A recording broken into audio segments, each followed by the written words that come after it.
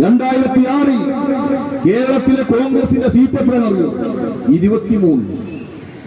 PS അച്യുതാനന്ദനാണ് മുഖ്യമന്ത്രി. കോൺഗ്രസിന് കേരളത്തിലുള്ള സീറ്റിന്റെ കണക്കെന്ന് പറഞ്ഞാൽ 23. പിന്നെ നിങ്ങൾ കൊട്ടിക്കൊടുക്കുന്നത് 2011 ഉമ്മൻചാണ്ടി. ആ ഉമ്മൻചാണ്ടി ഉൾപ്പെടുന്ന കോൺഗ്രസിന്റെ അന്നത്തെ ഗവൺമെന്റിന് കോൺഗ്രസിന് ആകെ കിട്ടിയത് 39 സീറ്റാണ്. 2 സീറ്റിന്റെ കുറവിലാണെന്ന് VS അധികാരം പോയത്. കുട്ടികൾ 72 68. പിന്നെ 2016 നിങ്ങൾക്ക് 22 സീറ്റാ. 2016 ഒന്നാം പിണറായി ഗവൺമെന്റിന്റെ കാലത്ത്. പിന്നെ 2021 നിങ്ങൾക്ക് 21 സീറ്റാ. കോൺഗ്രസിന് ആകെയുള്ള സീറ്റാ. ഇപ്പൊ കോൺഗ്രസിന് 41 സീറ്റ് ഉണ്ടെങ്കിൽ ആകെ 21 സീറ്റ് മാത്രമേ. ഇപ്പൊ UDFന് 41 സീറ്റുണ്ട്. കറക്റ്റ്.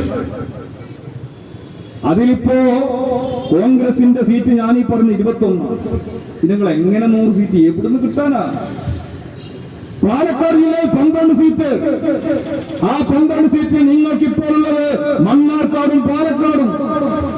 ആ പാലക്കാട്ടെ സ്ഥിതി ഞാൻ ഒരു പൊതുയോഗത്തിൽ ഇപ്പൊ പറയാൻ വേണ്ടി പറ്റൂല. എന്താണ് അതിന്റെ ചെയ്യുന്നത്?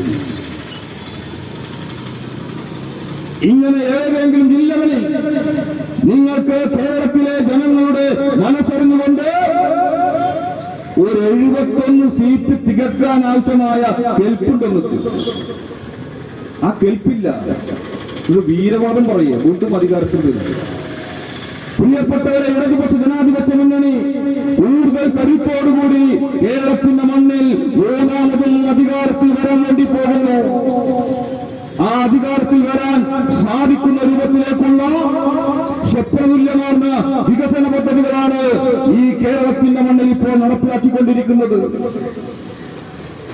ഏതാണ്ട് 86,000 കോടി രൂപയുടെ 86,000 1-2 കോടിയല്ല, ഏതാണ്ട് 86,000 കോടി രൂപയുടെ കിഫ്ബി പദ്ധതിയുടെ സാധ്യതകളാകെ ഉപയോഗപ്പെടുത്തിക്കൊണ്ട് കേരളമാകെ വലിയ മുന്നേറ്റം കൊണ്ടുവരാൻ വേണ്ടി. വലിയ മുന്നേറ്റം. നിങ്ങൾ ഏതാനും കിലോമീറ്റർ അപ്പുറത്ത് സഞ്ചരിച്ചാൽ നിങ്ങൾക്ക് തെന്നിലാപുരം പാലം കാണാൻ വേണ്ടി സാധിക്കും. അതേതെങ്കിലും ഒരു MLA യുടെ ഭാഗമായ ആസ്തി വികസന ഫണ്ടല്ല.